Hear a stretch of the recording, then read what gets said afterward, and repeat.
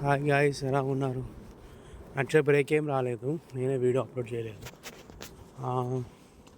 21 అయింది. 2 days break ఎందుకు వచ్చింది అంటే వీసా గురించి తిరుగుతున్నాను. నా ఎక్స్పైరీ డేట్ దగ్గర పట్టింది అనమాట. తొందరలో అప్డేట్ చేస్తా. ఇఫ్ నేను సక్సీడ్ అయితే రూట్ క్లియర్ కట్గా ఎక్స్ప్లెయిన్ చేస్తా. తక్కువ అమౌంట్లో అయ్యేటట్టు ట్రై చేస్తున్నా.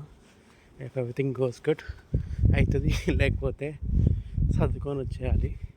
బట్ ఈ తక్కువ టైంలో అయితే కాదు, సంథింగ్ లైక్ ఎక్స్టెన్షన్ వీసా అనేసి ఈ గ్యాప్లో ఇంకో వీసా ఫైల్ చేయాలని ట్రై చేస్తున్నా. Let's see where it goes అని. జస్ట్ ఇప్పుడే ఇంటికి వచ్చాను. If everything goes good I will explain in further videos. ఒక 1 month టైం పడుతుంది, బట్ ఏంటంటే ఐఎమ్ ట్రైయింగ్ హార్డ్. చూద్దాం ఎక్కడి వరకు వెళ్తుందో. ఈ రూట్లో రాత్రి 12 రావాలంటే చుక్క కనబడుతాయి అన్నమాట. బట్ అరౌండ్ 7 అయింది. సమ్మర్ స్టార్ట్ అయినట్టు ఉంది. నాకు కొంచెం చలి తగ్గింది, వర్క్ కూడా ఎక్కువసేపు చేయగలుగుతున్నా. అంత కూల్గా ఏం లేదు ప్రజెంట్. నేను వచ్చినప్పుడు అంత కూల్ అయితే లేదు. ఈరోజే పొద్దున ఒకరు కాల్ చేశారనమాట. ఏమని, ఇండియా వెళ్ళిపోయాయంట, మళ్ళీ వీసా వేసుకొని వస్తారంట వాళ్ళు. అలాంటి పిచ్చి పనులు ఏం చేయకండి. వాళ్ళు ఉంటే పిహెచ్డబ్ల్యూ ఉంటే ఇక్కడ ఇంటర్నల్గా స్విచ్ అవ్వడానికి ట్రై చేయండి. ఇప్పుడు యూకే సిచ్యువేషన్స్ ఏంటంటే యాక్సెప్ట్ చేసేంత పరిస్థితుల్లో యూకే గవర్నమెంట్ లేదు కొత్త ఇమిగ్రెంట్స్ని. ఉన్న వాళ్ళని ఎట్లా పంపిద్దామని చూస్తుంది. సో అంత రిస్క్ అయితే చేయకండి. బట్ వన్ థింగ్, ఇండియా వెళ్ళిన తర్వాత వేసుకొని వస్తామంటే జాబ్తో రండి. స్కిల్డ్ వర్క్ వీసా, అది ఏ జాబ్ అయినా సరే తుడుచుకునేదైనా సరే పర్లేదు. అంతేగాని జాబ్ ఇవ్వము, మంత్లీ 1500 1700 ట్యాక్స్ పే చేయాలి మాకు రిటర్న్గా. దాంతోపాటు మీరే జాబ్ క్యాష్ ఇన్ చేసుకోవాలంటే క్యాష్ ఇన్లో దొరికితే డిప్యూట్ అయిపోవడం గ్యారంటీ.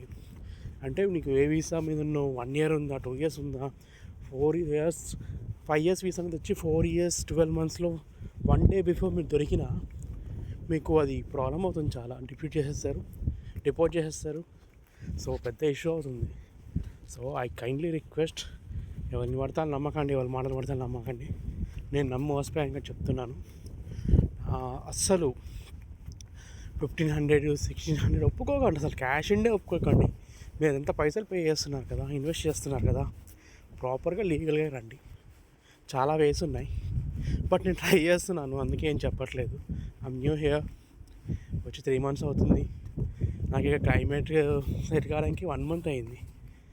సో కొంచెం టైం పడుతుంది. బట్ డెఫినెట్లీ ఒక పాత్ అనేది ట్రై చేస్తున్నా. ఇఫ్ సక్సీడ్ అయితే అందరికీ ఓపెన్ చేస్తా. నాట్ ఎ కన్సల్టెంట్, బట్ ఆ వే అనే చెప్తాను అంతే.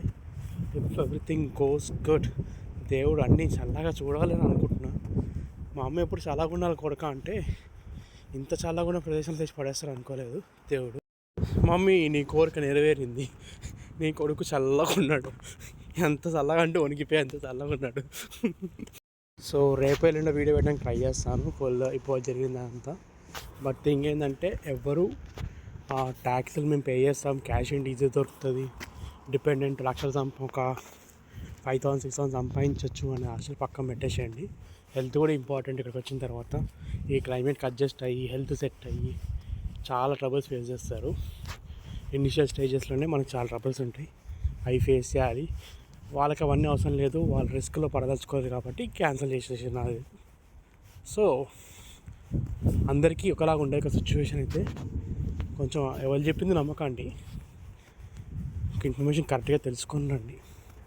నాకు తెలిసిన వాళ్ళు సొంత వైఫ్ వాళ్ళ తమ్ముడు 25 lakhs మోసం చేశాడంట. రీసెంట్గా అప్డేట్ వచ్చింది. వెళ్ళి మాట్లాడతావా అన్న, కొంచెం టైం ఇవ్వండి, నా సెట్ అయ్యాక వెళ్తా అని చెప్పాను అనమాట. సో ఎవరిని అంత తొందరగా నమ్మకండి. ఇక్కడ ఉన్న వాళ్ళు మళ్ళీ వెళ్ళి వస్తామని పెట్టుకోకండి. వెళ్ళిపోతే వెళ్ళిపోండి. మళ్ళీ వస్తామనుకుంటే మీకు శాలరీ కూడా ఎక్కువ ఉండాలమ్మా. మీకు వచ్చేది ఇక్కడ ఎంత 40,000 ప్లస్ 41,000 అట్లా ఉండాలి. కానీ ట్యాక్స్ అన్నీ ఉంటాయి కదా. సో చూసుకోండి, జాగ్రత్త. That's it for the video. Thank you very much.